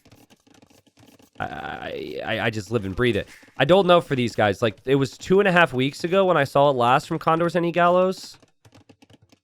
So I'm thinking maybe they might not have seen it. But if you see the civs, you should know. Like, Celt's middle position just means heavy pressure every time, right? I think the civs tell you enough. Finland's pretty smart. They should have an idea. Yeah, and in order to hold the map so running can go forward, Matador is going to go for scouts now. And then you got Rubenstock going to win water. So Rubenstock's going to go kill these fish. Matador won't do anything to defend his fish. So it's going to look bad economically for Condor and Eagelos. But if they can just straight up defeat Valza, then it might look pretty good. Honestly... because Rubenstock is Vikings, I think maybe the best play here is once you win water, You sling. You drop a market and you send resources. Because I don't know how you benefit the team otherwise. Like, what are you going to make with Vikings to defend from the crazy pressure that's coming in? They don't have good cav. Their archers aren't that great either. So, and they don't have any siege bonuses to work with. Running is going to walk forward here, or maybe, shall we say, run forward. He doesn't have wheelbarrow, so it's at least a walk. And he's going to build that siege workshop, and the pain train is coming. We'll see what Rubenstock chooses to do. His galleys are on the way. And he's going to kill those fish. But he knew, guys. Like, they know this. They definitely did their homework. Because he only made 2 galleys. He didn't even expect any resistance. And he immediately added more fish. And I think Finland will sling. I would be very surprised if Rubenstock doesn't sling. Now, who do you sling? Do you sling Max? What does Max make? Like, does Max make light cav, maybe? Maybe you give it to Valza so he can at least get Castle Age faster. Valza's in big trouble. His range is going to go down. He does not have the army to compete here, and there's going to be siege on his face. This is fun. All right, so we'll see what running makes, but I think full Scorpion. Full Scorpion and maybe 1 ram. You have 8 range. You would actually outrange Mangonels with the team bonus, and you have the firing speed of the Celts. Oh, man, Ozone needs to hit these vills. I think, yeah, you just got to make sure you could take out the house. Also, don't lose your archers to the archers that Valza has remaining. Still waiting to see what Rubenstock does. Yeah, they're so smart, man. Like, they're so smart. To call this in real time, I really do think they did their homework. Because the big thing for me that makes me think they knew it was coming was the way Rubenstock played it with only 2 galleys. And we are going to see a sling. I think it's the only thing that makes sense. And I don't know if you sling Valza or if you sling Max. He hasn't sent the resources yet. But Valza is going to be defeated. He might need to run. Like, he might need to run big time, dude. You can't save him. This is too much army.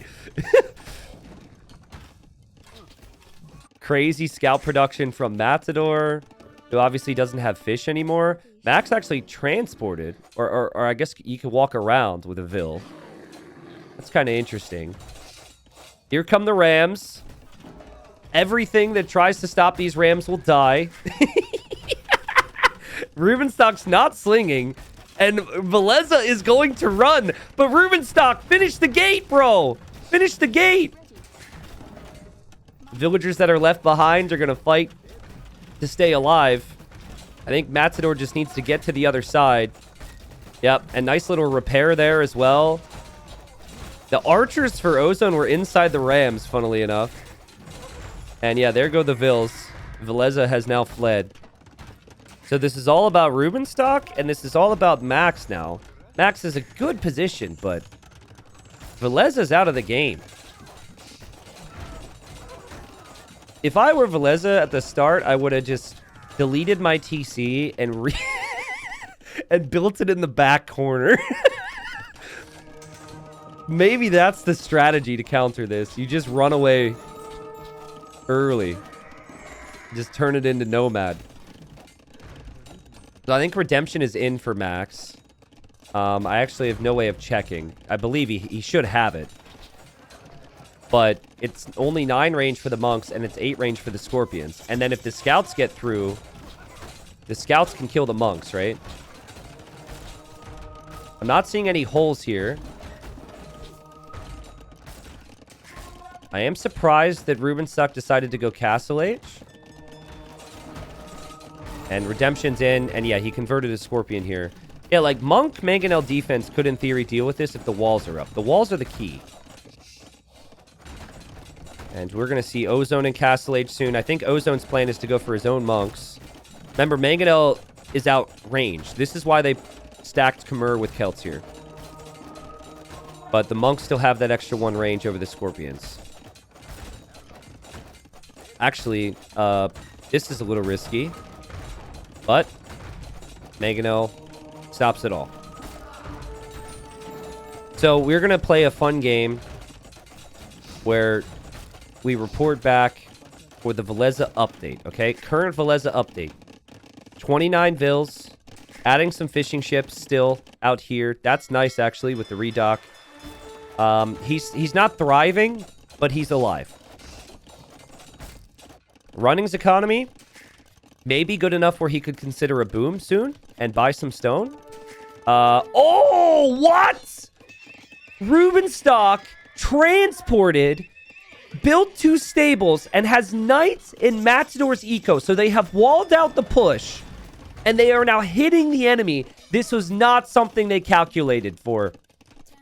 They thought that with this much army, the opponent could never counter and hit their eco. Rubenstock used the water, transported around, and that changes the game. Running has to panic up a TC. Matador has to panic up a TC. They then need army here. They might need monks. And now it's going to be tough for them to push at the same time because they're so distracted. That's crazy. Who said Viking knights are weak? I mean, they are. But a knight's a knight. And knights in the eco is still going to be awkward. That's exactly what you want. Anytime someone's going for like a concerted all-in push against you, you want to hit their base. And I think what's made this strategy so strong for Condor and Eagelos in the past is that their base can never get hit because the enemy has to run right through them. But the transport was beautiful from Rubenstock. Max has 71 villagers. Rubenstock also 56. I guess that's eco count. That's not villagers, but... So now Ozone's monks have to change things, and he's going to have to convert the monks from Max. If they break through, like, all of this stuff dies. So the walls are really saving them right now. Good luck pushing on the front and also dealing with this if you're Matador. And Rubenstock not really doing much of the defending of his own walls. It's all Max right now.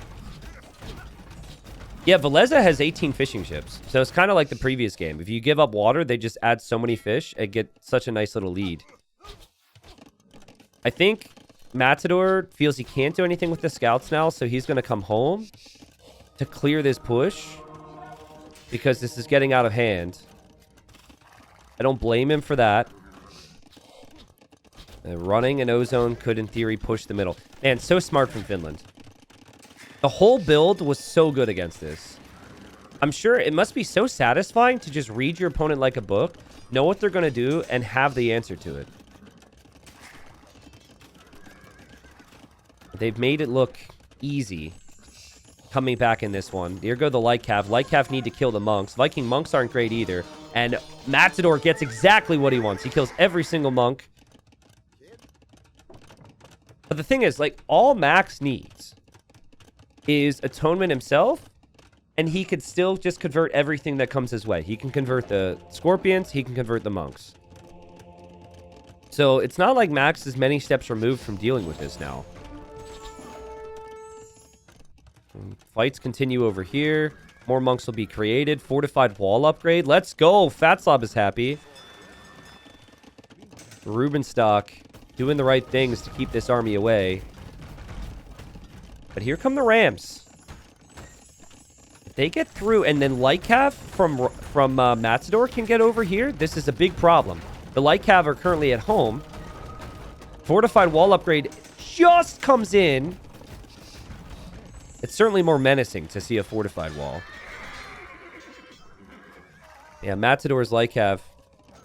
They definitely changed things here. This was a smart move. You got to stop this. But they still need to break through over here, and it's so difficult. The defense is still so good for Max and for Rubenstock. Scorpions are converted. Monks are going to be converted. Siege is going to be converted. This is just a giant mess right now. What on earth is this? Max, though, is killing so much. He's converted so much. Disaster for Condor and Eagelos. Not going to have, like, anything to work with anymore. Oh, man. I do think that Rubenstock, you know, he was able to get away with the Vils. He's not really pushing anymore, but he is going to expand, and he's going to raid here, and Matador has to chase this down. And, guys, we've got TCs going up for Rubenstock, for Max. And for Valza, Suomi's just so good. This is an area we didn't really talk about, but look at what Max has been doing. Max is going beast mode here. You can't give Finland full water. You just can't. And we're going to have trade cogs for the second game in a row? What? So they're going to trade on water now, too. Ozone is going to be an imp. So this is like their last little wave, I'd say. Because you can get 12 range on the monks, which means you win every monk engagement. That's all the opponents really have. The Rams could still break through then. And then Lycav from Matador could still kill endless amounts of vills. What Max, Rubenstock, or Valza needs, one of them, is they need imp and they need army here. I think Valza in imp with, like, Arbalest would be the perfect play. You have Max click up. And we got a castle from Ozone as well, so we'll probably make Trebs. Stables are getting cleaned up here. I don't think Rubenstock's going to produce anything more out of that. Rubenstock's long-term might actually be water. I think Navy on the sides could do a lot to the economies from the others. And we actually... Man, they're so smart. Rubenstock actually walled this up. And now he's going to sneak a Vil into the south here. So they are very well aware of how this map tends to play out. And Ozone and Max trading conversions here. Ozone just has to wait till imp. And that's where things will really start to change for him with the Monk Wars.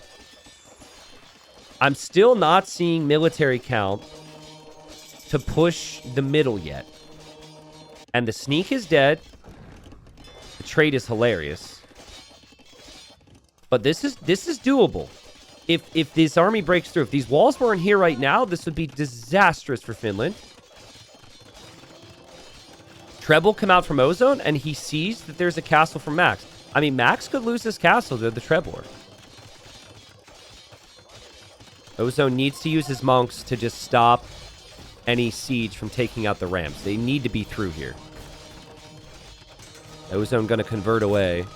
So I'm good friends with Ozone. He recently started clowning with the way he uses his control groups. So he will, when he's playing monks, he will do what the experienced arena players do. And he will go for like 10 different control groups on 10 different monks. I asked him about it. And he said he does it because he got tired of people doing it to him. Which honestly is fair. I think a lot of us can relate to that. Longboats to protect this choke point for Rubenstock as he just adds more walls. The walls have been breached, though. And Max is going to make another Treb. I think the longboats are a good play. And it's the best use of the Vikings here. It really is. The Viking Knight, though, was not something that I expected to see here. And it made the most sense. Of all the possible options, it made the most sense. Use the water control, get the transport in. Max's castle still under siege. Base wide open. Those knights need to run in. They don't know it because they don't see it, and they probably don't want to give up a bunch of knights to conversions, but they need to get through. If there were Lycav here, it would certainly help. So many monks. Wearing different clothes as well. And just repairs, which Max should be able to do. He has the economy for it. Repairs and Trebs to take out the Trebs here from Ozone. Units advancing. Here we go. Let's see how this goes. The Knights may go over here to snipe the Trebs. They've got lots of options. Ozone's going to be converting like a madman. He has no buffer in front of him. Lycav's going to be in for Max here in a second to help against the monks. Honestly, Max converted so many monks here. An amazing engagement for Max before the Lycav upgrades come in. The castle goes down for the Max and he'll lose Vils and his trebuchets. But it is still such a big population lead for Condor and Eagelos. And we're going to start to see the longboats chip away at the sides and destroy that eco. So the push needs to continue for Condor and Eagelos through the middle. Actually, love the fire ship choice from running. Running, realizing how important the water is, as it's gone for lots of docks and will have fires all around. That will also disrupt some of the trade, right? There's not a ton of trade out there, but, you know, Velez has certainly tried it. I'm still seeing lots of army for Condor and Eagelos. I'm still seeing the Trebs. If the fires from running can do enough here, this could be huge, but I'm concerned because running's only in Castle Age. So, like, you're up against elite longboats with Castle Age fires. This should be limited time value for those fire ships. Oh, man. Oh, all the monks go down. You could tell Matador just repatrolled. Units will just randomly attack houses, even if there's units on screen. And so it's not his fault. He probably thought he had them in the right position. Matador is 4,000 gold right now. Guys, the push continues. The push continues. The monks continue from Ozone. The knights continue from Matador. Are they doing this? The fires as well? Like, sure, they're just Castle Age fires, but they're still doing enough. And they're going right through the middle here. How far can they go? Imperial Age in for Valza. He's going to try longbow, which I think is a great move. But I don't know if he'll have the castles for it. Even then, Aztec monks could convert them with the 85 HP they have right now. This is still a game. Castle goes down before Yeoman completes. Also, kind of exciting. We get to see longboat and longbow in the same game. You don't see that every day. Oh, man. Oh, the knights are back here. They're running out of space. Thank God they have this. Like, this area is really important. Out here, there's stone and gold everywhere. That's really important. But there's a chance here, man. What a game from both teams, right? Like, the initial strategy was so fun from both of them. And when it felt like Suomi was going to get the job done, the push just continued through the middle here for Ozone, Matador, and running. Oh, God, what are these Trebs doing, though? For Ozone. I mean, Ozone, what are we doing? What the? Okay. I don't like that move. I don't like that move at all. I think those Trebs need to stay away from the water. Probably a misclick. He has to micro his monks all the time, remember. Look how many conversions he got. I got really confused for a second. He's got 12 light cav. Well, that's where he was looking. He was selecting all those units, and by the time he looked back, he had lost his Trebs. That's bad. They need the Trebs to break these positions. There's now going to be longboats and cannon galleons from Rubenstock on either side. And it's going to be so difficult to deal with that. Running is really not in a great spot. His fires haven't done enough. And Max will have light cav and Halps. He alone may be able to deal with this push now.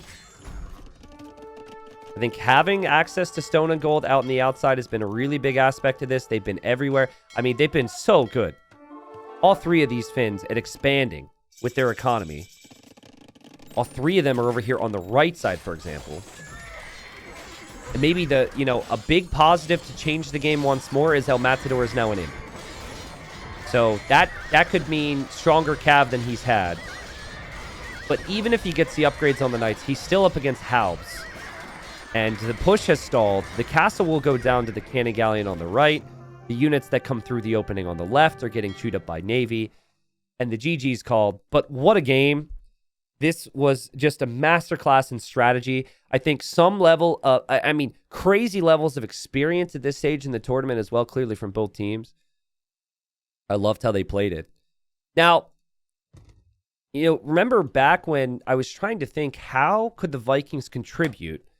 And I was thinking maybe the Vikings can't contribute here. The Vikings maybe aren't a good pick here. So you should just send your Viking resources over to Max or like Valza or something, right? That was my statement.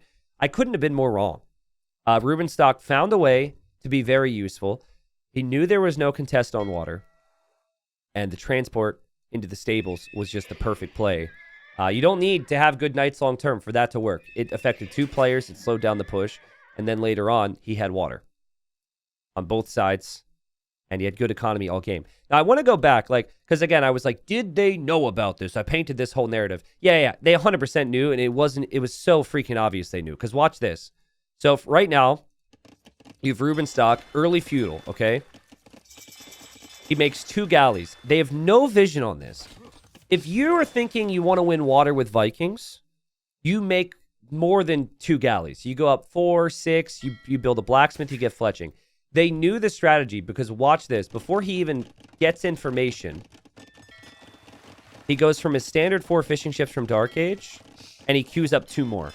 You would never do this if you thought there was any risk that there would be Navy from the opponent, because 2 galleys would not be enough against 1 fire. And so I'm sure there's still some level of adaptation, right? Like if the opponents change plans and then he encounters fires, maybe he goes back to making more galleys. But this, to me, just kind of felt like they knew the strategy because it happened before. And then he was up to a really healthy number. I mean, the whole team was. At this stage, you've got like almost 30 fishing ships for Finland as a team. You go a bit further, you've got close to 60 fishing ships as a team.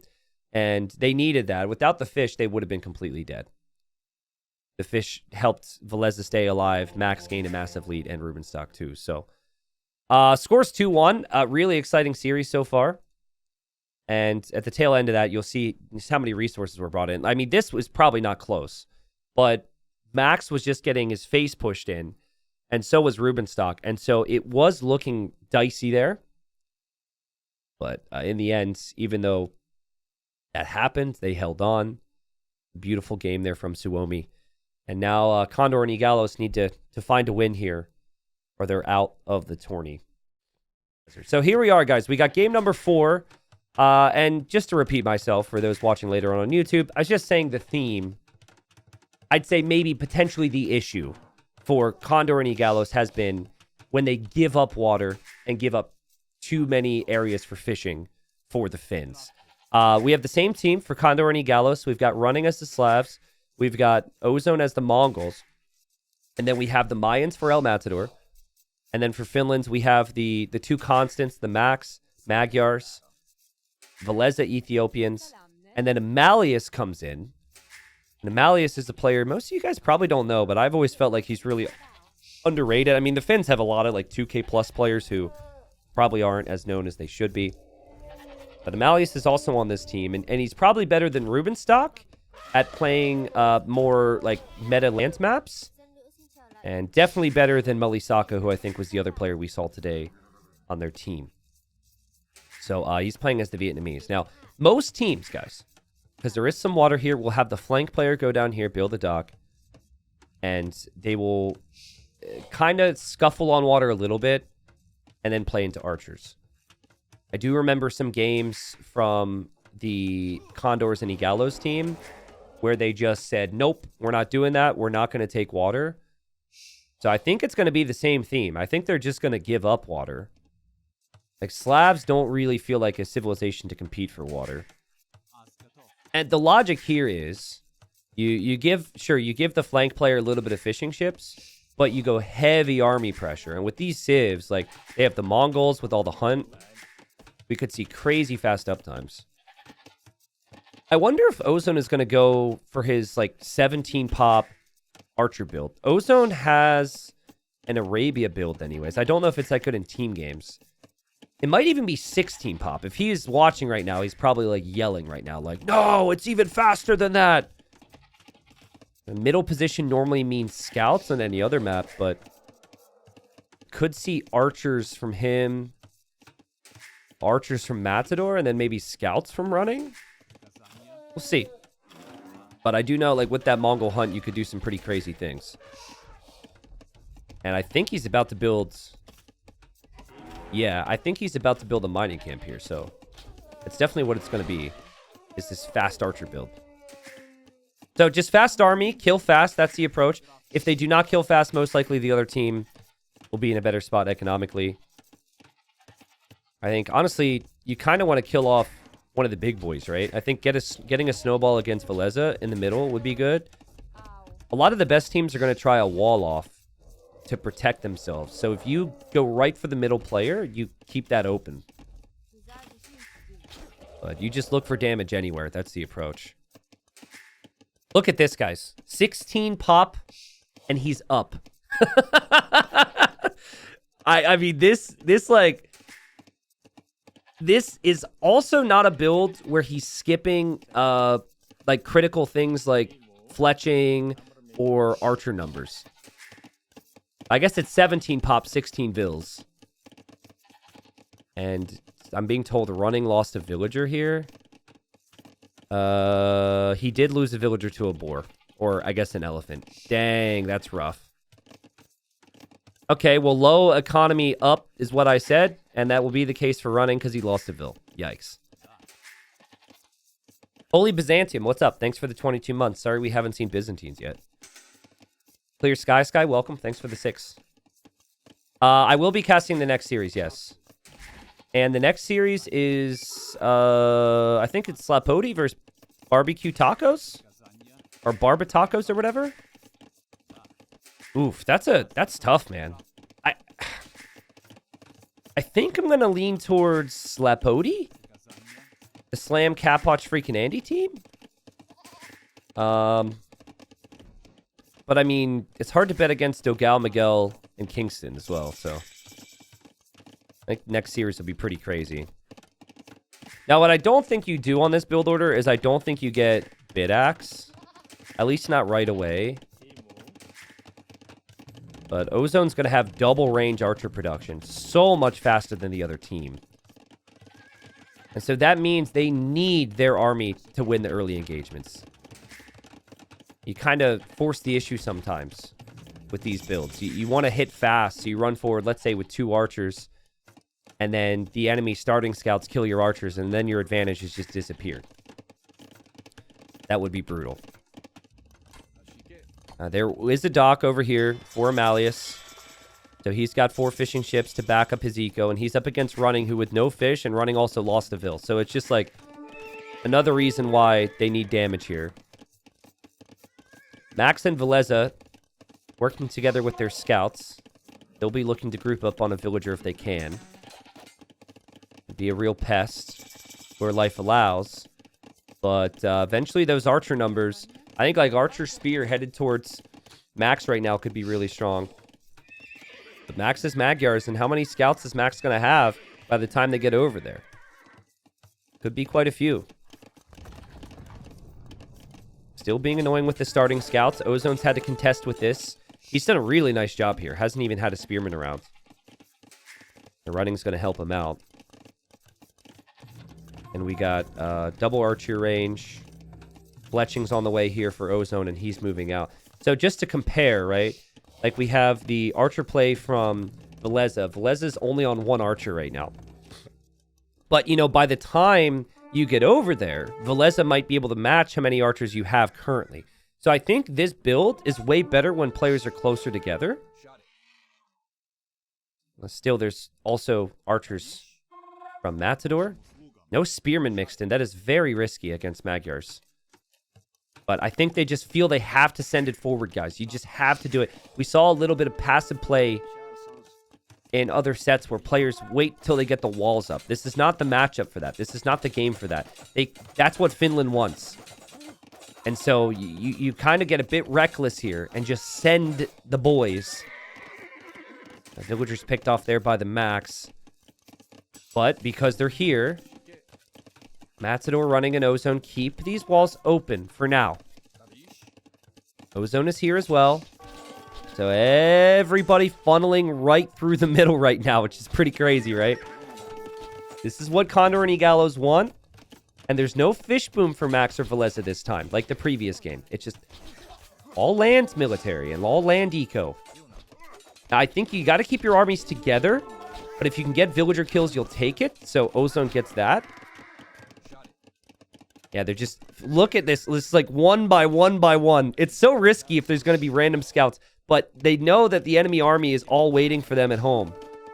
I love this. I'm not saying it's going to work. But this is an approach that I think is very smart if you stay together, which is not so easy. Max tries to dive through. He tried to pick off Ozone there. We've got double archer, 1 player on scouts of both teams. This is where the scout players are basically relegated to just distracting a lot of the time. I think Finland has taken a good enough engagement there, though. They've killed a lot of units. Max has healthy scout HP. Running, losing 2 scouts is really not great. And Yeah, it's going to be on Ozone and Matador with their archer micro. Now, it's tricky, right? Like, Mayans have the cheap archers. So you can go, like, they have the good economy and the cheap archers. But the Ethiopians, which is Valza Civ here in the green, they fire faster. So that's going to be the toughest task here. And then you have the Vietnamese archers, which have more HP. So arguably, or yeah, not even arguably, I think just the better archer bonuses for Finland here. I think Mayans, the numbers matter more so in Castle Age. And man, the micro is insane. What, like one archer died? Now 2 archers died the last minute here? Crazy dancing. And players are expected to have good economies behind this as well. This should be difficult for Valza to have a clean eco when all the action is happening right next to his production and right next to his base. The other players, not so much. And sick micro. And this is going to continue for a while here. Look at armor complete for running just as Max clicks it. I mean, they're also so even right now. And Max's Civ doesn't have the fast farms the slabs do, so... You want to try and time your volleys when the other player's gonna, like, stop. And then you have to weave back and forth. The scouts still just distracting any of the arrow fire. This is a close game right now. I think Castle Age is going to be the big thing that could decide this. But maybe there could be a bit of a surround here for Finland. I'm not seeing the scout numbers for running right now. And they got armored scouts on the other side. And this becomes so much more difficult for Ozone and Matador to micro now because they're stuck. They're stuck. And then their reinforcements are going to be cut off as well. Oh, this is brutal. This is so good for Suomi. They get the perfect engagement. Honestly, a lot of that's just because the production for Max is right here. Right? He makes a new scout and it's at the fight. Running has to run across the map. So, you know, these fast builds where you get the slight army advantage, it still takes you time to advance out across the map. And that was beautiful patience there from Finland, who are now in the driver's seat here. They've had the better economy. Amalius has had 8 fishing ships. He's going to use the market to go up. And look at this. Look at Max and Valza. These guys are insane. They click up at the same time. Amalius clicked up, and then Max is going to click up as well right behind it. Crazy. At least I thought he was. Maybe I misjudged it. Obviously, it doesn't help matters it doesn't help matters that running lost at 1 Vil, or that early Matador lost a couple Vils. But I just think it was well played from Finland just to survive that crazy wave of pressure. And Max hasn't clicked up. I was wrong. But neither has running. So the scout players still just kind of supporting where they can. And even though Amalius Valza pushed out, they're really just waiting for upgrades now. They want to keep this army alive and then upgrade it. And that's why you see Valza back away. 3 range production from him. 21.5 minute castle time. Look at them use teamwork here to get all the army back behind the walls. Guys, they're just so good. It's just like the tiny little details. You can tell that this team has insane talent, but insane synergy. Max and Valza together, 2 of the best players in the world. Even if they're not playing the game as much as they used to. It's looking rough for a potential Game 5 if that's what we want. Market block doesn't happen for Max. But do you actually want to dive deep here if you're running Ozone and Matador? Because on one hand, you want to take the initiative away so the opponents can't kill you with Castle Age. But on the other hand, if you go in too deep, you can't get out and you're up against Castle Age army. And I think the answer is you can't go in. Because if you do, you lose everything.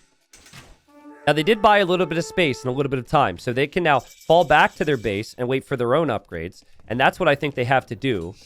And running, he produced a lot of extra scouts, and all he wanted was value from that. Killed 3 units. Not great.